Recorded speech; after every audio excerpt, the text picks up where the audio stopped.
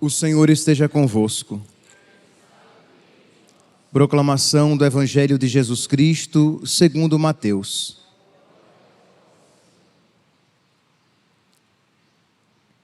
Depois que os magos partiram, o anjo do Senhor apareceu em sonho a José e lhe disse: levanta-te, pega o menino e sua mãe e foge para o Egito.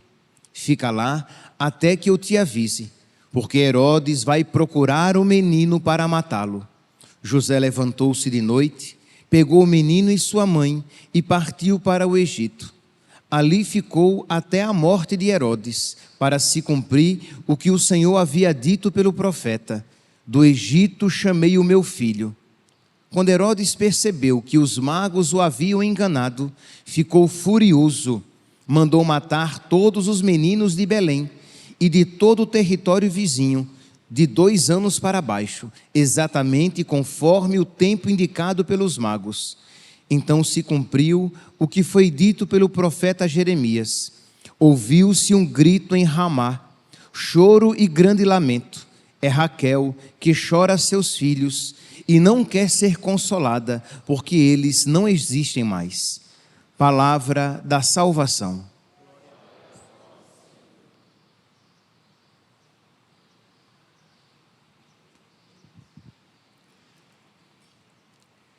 Caríssimos irmãos e irmãs, estamos celebrando a 8ª do Natal.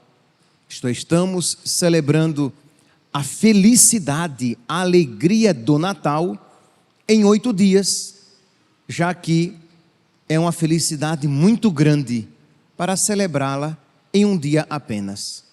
Mas não é meio constrangedor, na 8ª de Natal, quando nós contemplamos o nosso Deus que vem para a nossa salvação e que se faz menino, uma festa, uma solenidade tão cheia de ternura, de beleza, de delicadeza até.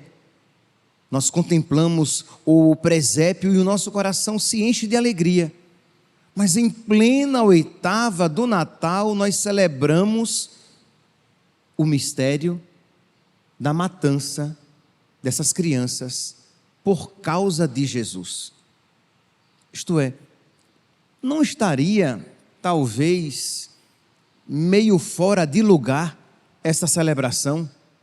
Não seria mais adequada na Quaresma ou no tempo comum? Por que no tempo do Natal, e não apenas no tempo do Natal, mas na 8ª de Natal? Por que celebrar os santos mártires inocentes? Não vale dizer: ah, padre, porque Jesus nasceu e essas crianças também nasceram mais ou menos no mesmo período que Jesus. Foi até por causa disso que elas foram mortas. Não vale dizer isso, porque nós ontem celebramos São João Evangelista, na 8ª de Natal, e cronologicamente não estão próximos. Nós, no primeiro dia, no dia 26, da 8ª de Natal, nós celebramos Santo Estevão, que também, neste sentido, não está próximo cronologicamente de Jesus, do nascimento de Jesus. Então a resposta não é essa, deve ter um outro significado, e o tem. Meus irmãos, nós celebramos a festa dos mártires inocentes, porque nós queremos mostrar que nós precisamos testemunhar com a nossa própria vida o senhorio, o reinado de Cristo. Estas crianças, sem sequer pronunciarem o nome de Jesus, por ele morreram. Essas crianças, sem nem sequer de fato conhecerem nosso Senhor, por causa dele morreram. E nós somos então, e nós que conhecemos nosso Senhor, somos chamados a, por causa de nosso Senhor, professar a nossa fé, mesmo que, se necessário for, testemunhando com o nosso próprio sangue. Diz aqui o texto evangélico que Herodes, quando soube Existiam as profecias que diziam que o Messias nasceria em Belém e que ele seria da casa de Davi, da dinastia de Davi, da família de Davi. Então Herodes ouviu dizer que o rei dos judeus, o Messias esperado, tinha nascido. E até uns reis magos, uns sábios do Oriente, vieram para adorá-lo, para prestigiar o seu nascimento. E diz então que Herodes, com medo de perder o seu reino, com medo de perder o seu trono, com medo de perder a sua coroa, comete este ato de crueldade, sem saber quem era o menino em particular, manda matar todos os meninos de uma idade semelhante. Que ato cruel, que ato cheio, repleto de maldade. Mas seria muito simples da nossa parte ver a maldade e a crueldade no ato de Herodes, que por medo de perder algo, quer matar Deus.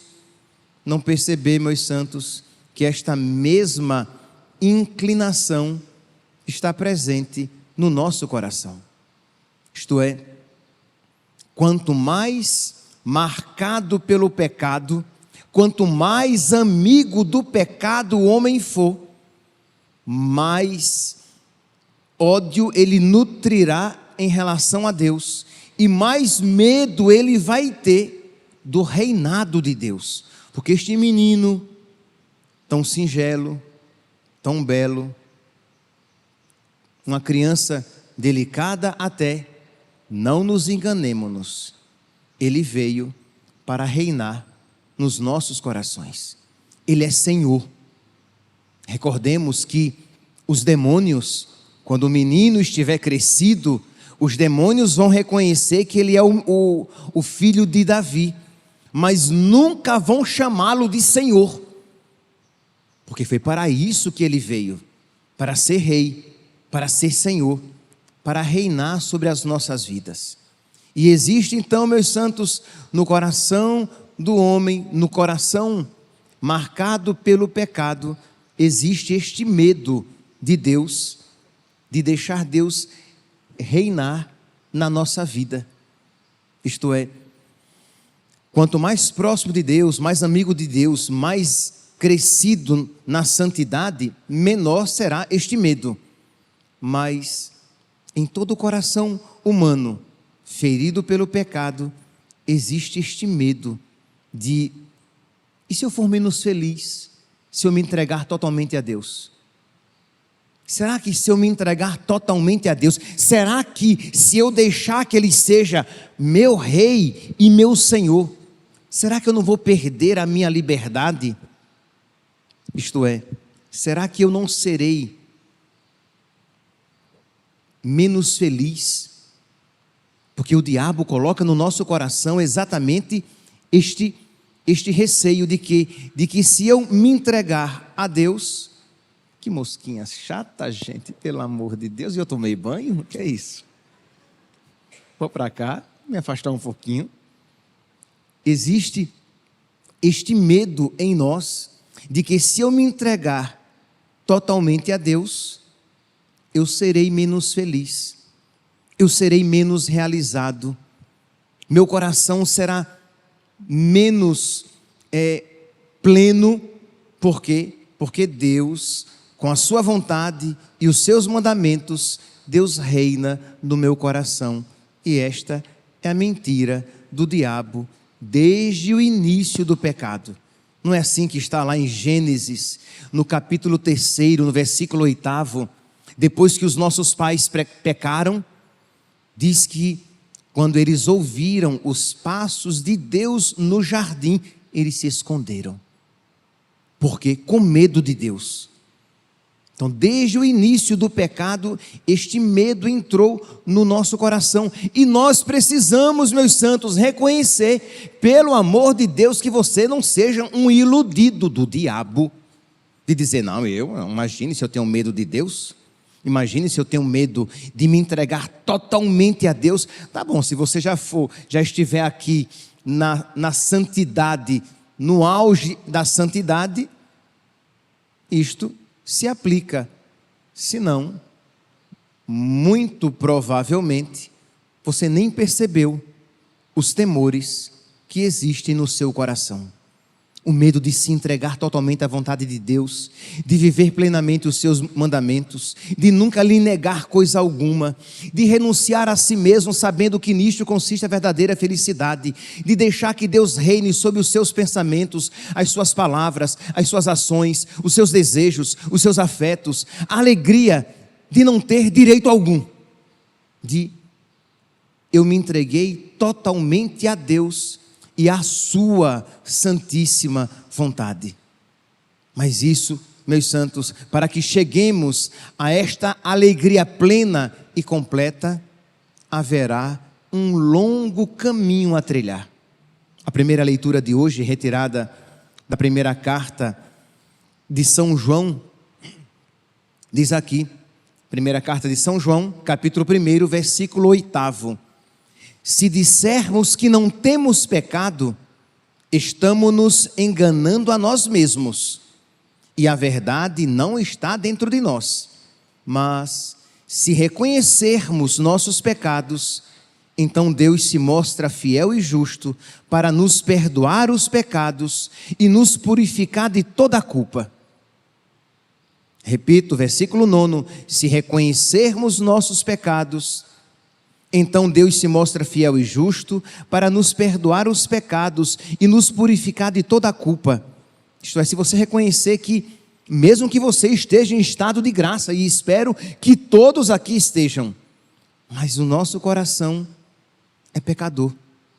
A nossa alma foi marcada, foi manchada, foi maculada, foi ferida de pecado, de modo que nós precisamos sempre estar de atalaia, de vigia, porque cochilou, o cachimbo cai.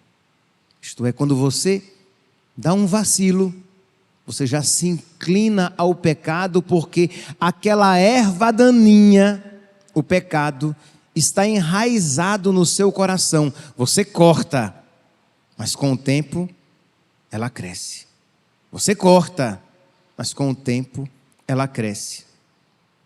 Aquela batatinha lá dentro da erva daninha, enquanto neste mundo estivermos, nunca vai secar totalmente, se nós não estivermos atentos diuturnamente, de manhã e à noite, todos os dias. Ela toma vida e toma conta do nosso coração. Por isso, se reconhecermos nossos pecados, então Deus se mostra fiel e justo para nos perdoar os pecados e nos purificar de toda a culpa. Se dissermos que nunca pecamos, fazemos dele um mentiroso e sua palavra não está dentro de nós.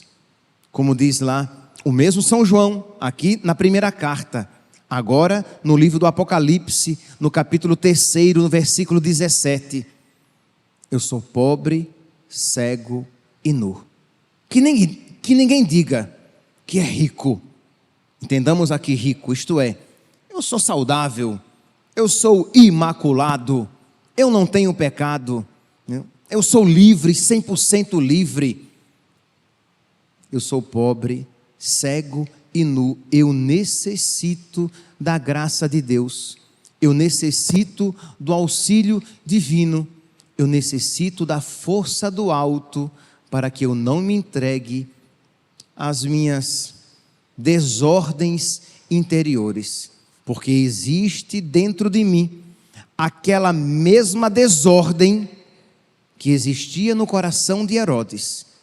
Se eu der largas, se eu der vazão àquelas desordens, aquela desordem chegará ao ápice da total e completa maldade e crueldade, mas está ali em germe, em semente no meu coração, o medo de perder o meu reino, de perder o meu trono, de perder a minha coroa, de ter um espaço pequeno que seja, sim, Às vezes, esta má inclinação, esta raiz de pecado, ela continua subrepticiamente, né? Debaixo da pele do nosso coração, de uma maneira muito discreta, isto é, você entregou tudo a Deus, tudo entre aspas. Existe uma pequena área do meu coração que aqui é o meu reino, aqui eu tenho o meu trono, aqui eu uso a minha coroa, aqui mando eu. Aqui as coisas são segundo a minha vontade. E quando isso acontece, por menor que seja a área do seu coração, onde só você reina, onde só a sua vontade prevalece, ali existe uma inimizade com o menino que veio para reinar em todo o nosso coração. Peçamos, meus santos, peçamos a Deus a graça de sermos como São José, como a Virgem Maria. Eles entregaram o seu coração à Virgem Maria de uma maneira perfeitíssima, como nenhuma outra criatura.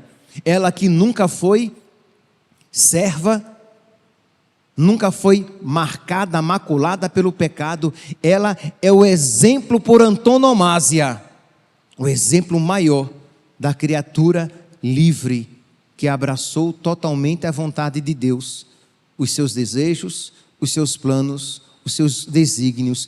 Peçamos a Nossa Senhora hoje, sábado, esta graça para nós também, de que do nosso coração seja arrancada esta erva daninha, este medo que insiste em coexistir em nós, de não querer se entregar de todo, não querer se entregar completamente, de fazer a vontade de Deus à própria maneira, segundo os próprios gostos, porque lá no fundo do coração, você permite que continue a existir um medo de uma entrega total e radical a Deus, abraçando 100% a sua vontade. Peçamos então a Nossa Senhora que, extirpando do nosso coração este medo, nos conceda a graça de ser verdadeiramente felizes já aqui na terra. Meus irmãos, eu dizia que quanto mais pecador, maior a inimizade do homem com Deus, maior o medo de se entregar a Deus, maior a revolta do homem com Deus, mas ao mesmo tempo, quanto mais próximo de Deus, não apenas menor o medo, menor e menos atuante a revolta, mas maior a alegria de compreender que a nossa felicidade, não apenas no céu, mas já aqui na terra, é de se entregar totalmente a Deus, aos desígnios de Deus, aos mandamentos de Deus, aos planos de Deus, e a graça de não ter direito algum, porque tem Jesus Cristo como o próprio Rei e o próprio Senhor. Que os mártires inocentes intercedam por nós, que São José interceda por nós, que a Virgem Maria interceda por nós. Louvado seja nosso Senhor Jesus Cristo, para sempre seja louvado.